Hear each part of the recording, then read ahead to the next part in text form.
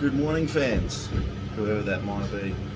I'm a bit sleepy, just woke up late, had a sleep in, and I really wanted to do poached eggs for breakfast. Now, I did a little bit of research on other people who have tried everything under the sun to get poached eggs done right at home, and I could never do it. I just go to the cafe and buy them. But anyway, so it turns out it's really easy. And once you've mastered it at home, you might only take maybe half a carton of eggs. That's what it took me anyway. It's pretty straightforward. So if I can do it, I'm pretty sure anyone out there can do it because I'm great at this stuff. So I'm going to turn the camera around, try and do a makeshift camera holder. Bear with me, you won't see me, but you'll see what I'm doing. Alrighty? And I'll turn the fan down. Actually, I'll turn the fan off so you can hear me better. So I've boiled the kettle in the corner there twice, I think, and poured that into a pot. Now you need you need a decent pot, right? Mine's not humongous, but your pot needs to be about 3/4 full. For me, that's about 3 litres of water. Then you put on the stove, get it bubbling away. So it's just about boiling, but you don't really want the bubbles breaking the surface, okay? So that's trick number one. That's probably a bit on the hot side there, but anyway. Now, you get 2 bowls and you need a sieve. I don't have a sieve, so I'm using one of these Jiggermeisters that you might have in your drawer. Okay? Crack the egg. I'm not really good at that either, as you can tell. You crack it into your sieve. Get rid of that for the moment. Right, and the egg white, there's actually 2 parts to the egg white. The really runny part of the white and the not so runny part of the white, and you want to retain the stiffer part of the egg white. Right? So anyway, once you've separated that, you put it into your good bowl. Now you should ideally do these one at a time into your pot, but I'm lazy. And I'm doing 4. So if anything's going to go wrong, it's going to go wrong here. And if I can still get it right, doing all the wrong things, I'm sure you can get it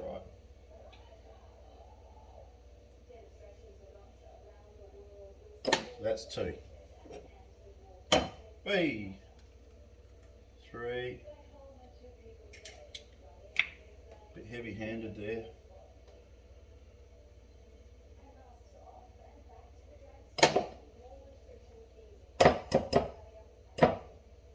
2 gentle. Okay. Right.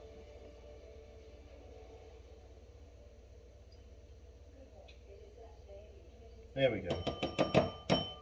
I don't know if you can see that. That's the part that is separated out of the eggs. So the interesting thing is that fresh eggs are really important because the fresher they are, the less of that you have left over, and you have more of that. The older the eggs are, the more you have of that. You know what I mean? Right. Next step. I'm going to just make a bit of a vortex in here. Now you're probably going, I've heard this before. What about putting vinegar in there? Well, I'm not a fan of that. Anyway, you want to get a vortex happening. Be a bit patient with this, try not to spill it everywhere because it's more or less boiling water. You don't want it on you know, or on the floor or something, and then your dog steps in it. So you have to be careful when you're making your vortex that doesn't spill over the edge. Alright, now start on the outside and I actually work my way into the middle, and as you work into the middle, you can go faster. Alright, now before, you got to be quick with this, pour all your eggs right into the center of the vortex. Leave it alone, and I'll grab the kitchen timer. It's a bit buggered, but anyway, 3 minutes. That's generally about right. If you want them really runny, maybe 2.5 minutes. If you want them, more solid, just maybe more like 4 minutes or a bit after. Most people like 3 minutes. Okay, now I've just poured cold eggs into hot water, so the water's cooling down. So you need to turn the heat up just a little bit, but keep an eye on it because you don't want the bubbles to break the surface. So you have to regulate that temperature so it's the same temperature. All right, that's all you do. All right, and then I'm gonna give this a clean up in the sink. I'm gonna use the same thing to fish them out in 3 minutes.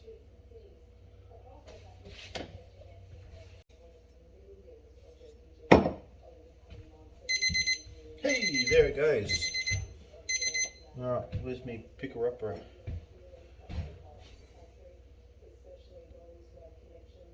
How about this?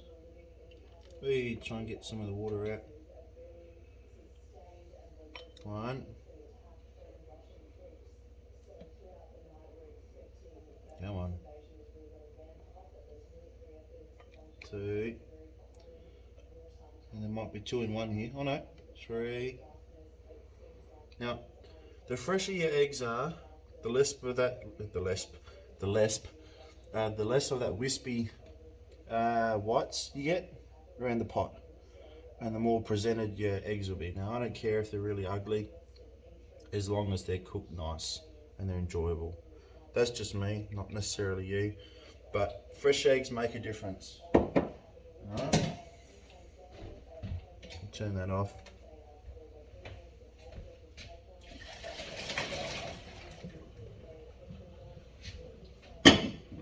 Okay, so here's what you're left with. I like a bit of a big bit of pepper and a bit of salt, and that's me set breakfast. All right, it's pretty straightforward. If I can do it, you know, I definitely recommend doing one at a time if you got time.